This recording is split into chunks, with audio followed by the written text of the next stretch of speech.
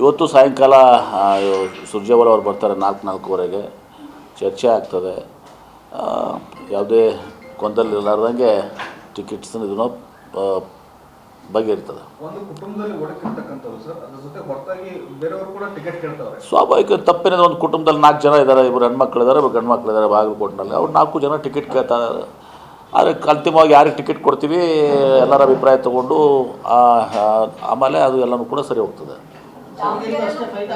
ಹಾಂ, ಸ್ವಾಭಾವಿಕವಾಗಿ ಅಲ್ಲಿನೂ ಕೂಡ ತಪ್ಪಿಲ್ಲ. ಇವತ್ತು ಸಹ ಒಂದು ಕಡೆ ಏನು ಶಾಮನೂರು ಕುಟುಂಬ ನಾವು ಏನು ನಮಗೆ ನಮ್ಮ ಅವ್ರ ತಂದೆಯವರು ಅದನ್ನು ನೋಡ್ಕೊಂಡಿದ್ರು, ನಮ್ಗೆ ಕೊಡಬೇಕು ಅಂಥೇಳಿ ಬೈ ಎಲೆಕ್ಷನ್ದಾಗ ಕೇಳುವಂಥ ಸಹಜ. ಈಗ ಭೇಟಿಯಾಗಿ ಕೊಡ್ತಾ ಇಲ್ವ ನಾವು, ಹಾಗೆ ಕೇಳ್ತಾರೆ. ಇನ್ನೊಂದು ಕಡೆ ಮೈನಾರಿಟೀಸು ಕೂಡ ಭಾಳಷ್ಟು ಜನ ಇದ್ದಾರೆ. ಜನಸಂಖ್ಯೆ ಇವತ್ತು ಮೈನಾರಿಟಿ ಜನಸಂಖ್ಯೆನೂ ಕೂಡ 60-70 ಸಾವಿರ ವೋಟರ್ಸ್ ಅದರಲ್ಲಿ.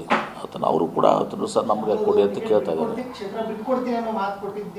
ನನಗೆ ಗೊತ್ತಿಲ್ಲ, ನನಗೆ ಸುಮ್ಮನೆ ನನಗೆ ಅದರ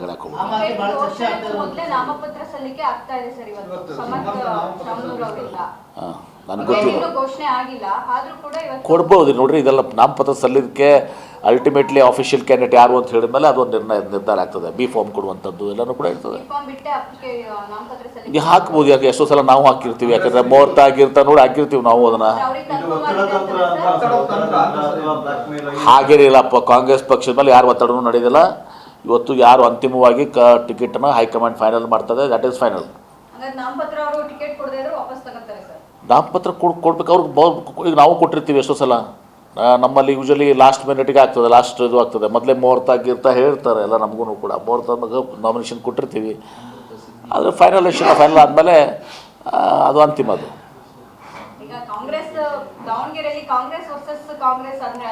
ನೋಡಿ, ಎಲ್ಲ ಕಡೆನೂ ಇರ್ತದೆ. ಎಲ್ಲರಿಗೂ ಹಕ್ಕಿದೆ. ಪ್ರಜಾಪ್ರಭುತ್ವ ವ್ಯವಸ್ಥೆಯಲ್ಲಿ ಎಲ್ಲರಿಗೂ ಕೂಡ ಹಕ್ಕಿದೆ ಟಿಕೆಟ್ ಕೇಳುವಂಥದ್ದು.